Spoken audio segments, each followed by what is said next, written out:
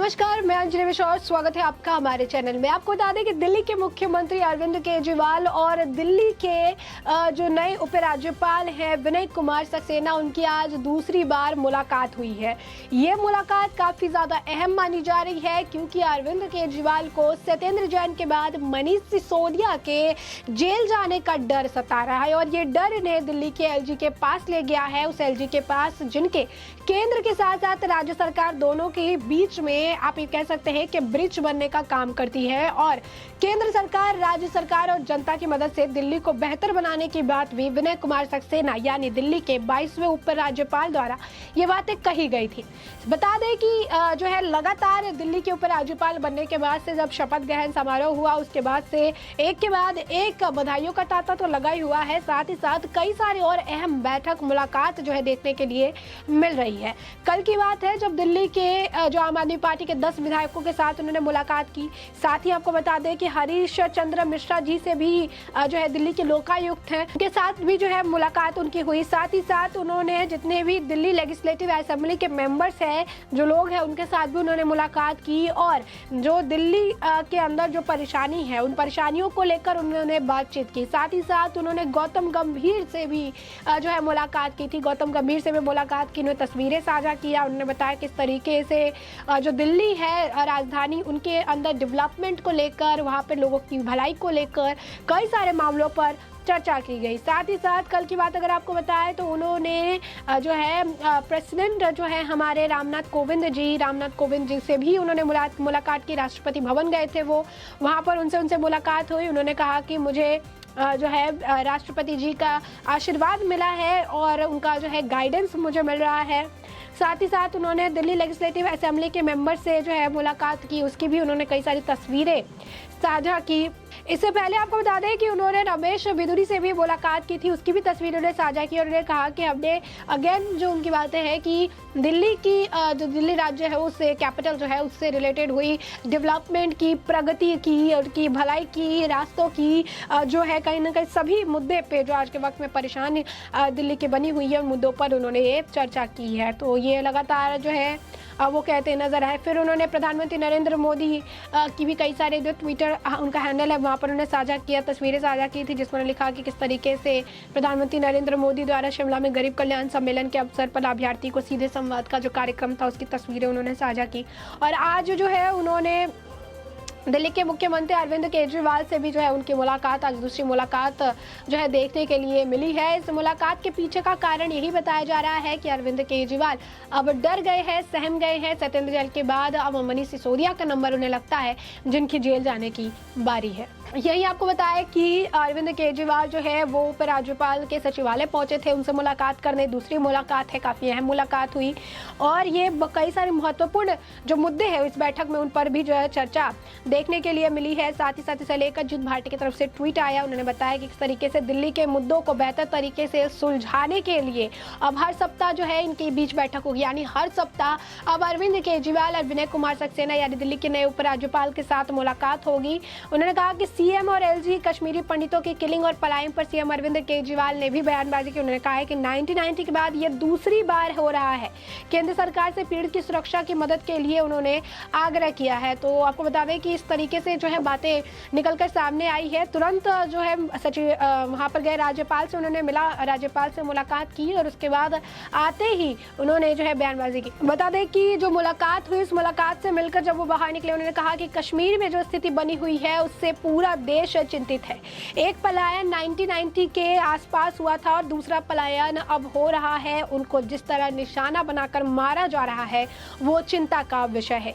केंद्र से गुजारिश है कि उनकी सुरक्षा के लिए जो भी करने की जरूरत है वो करें। उन्होंने कहा हमारा मकसद उनके घर में बसाना होना चाहिए। उन्हें उनके घर से क्यों उजाड़ा जा रहा है, यानी घर को बसाना होना चाहिए, उन्हें घर से उजाड़ा जा रहा है। ये बातें ये कहते हुए नजर आ रहे हैं।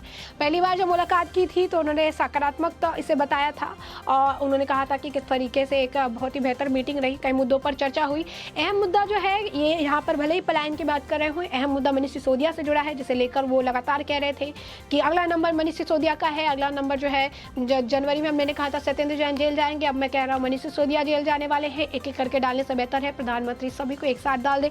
और एक बार फिर से, मैं राजनीति नहीं करता हूँ, सीधा साधा जो है आदमी हूँ, वही जो है आज के वक्त में कश्मीरी हिंदुओं के मामले को लेकर पॉलिटिसाइज कर रहे हैं, राजनीति कर रहे हैं, बयानबाजी कर रहे हैं और केंद्र को घेरने के लिए उनके पास अब एक ये मुद्दा बच गया है, जिस मुद्दे को लेकर अब केंद्र सरकार पर वो निशाना साधने की कोशिश कर रहे हैं। यही नहीं, आपको बता दें कि इसे लेकर अरविंद केजरीवाल ने यह भी कहा कि अब हर शुक्रवार को अरविंद केजरीवाल और उपराज्यपाल विनय कुमार सक्सेना दिल्ली से जुड़े कई मुद्दों पर चर्चा करेंगे और ये चर्चा करने के लिए हर दिन शाम को लगभग 4:30 से 4:30 बजे वो मिलने वाले हैं। आज उन्होंने कहा कि आज हमने पानी और कई अन्य मुद्दों पर चर्चा की, यह सहज समन्वय करने का है, यानी एक बहुत ही बेहतर हमारे बीच में कोऑर्डिनेशन देखने के लिए मिल रहा है और ये कोऑर्डिनेशन जो है बरकरार रहेगा, उन्होंने साफ तौर पर कहा। तो एक तरफ आप देख सकते हैं कोऑर्डिनेशन की बात कर रहे हैं, एक तरफ आप देख सकते हैं कि बेहतर दिल्ली बनाने की बात कर रहे हैं, एक तरफ देख सकते हैं कि किस तरीके से कश्मीरी हिंदुओं के लिए आज उनको अफसोस हो रहा है और दूसरी तरफ ये वही व्यक्ति है जो कश्मीरी हिंदुओं के पलायन पर बनी गई फिल्म द कश्मीर फाइल्स को लेकर मजाक उड़ाते थे।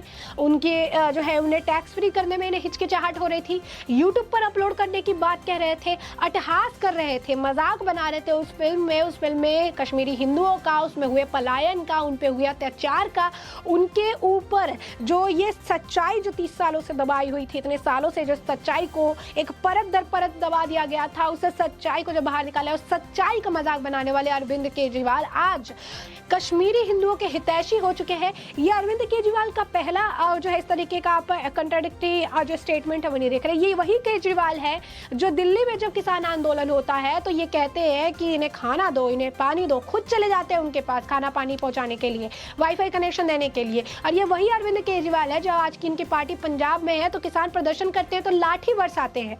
कितने किसानों को अस्पताल में भर्ती कराना पड़ा, किसानों को बोलते हैं कि इनका कुछ नहीं होने वाला, इनसे जो है उनके बातों को नहीं मानते हैं, भगवत मान भाग के चले आते हैं केजरीवाल की शरण में।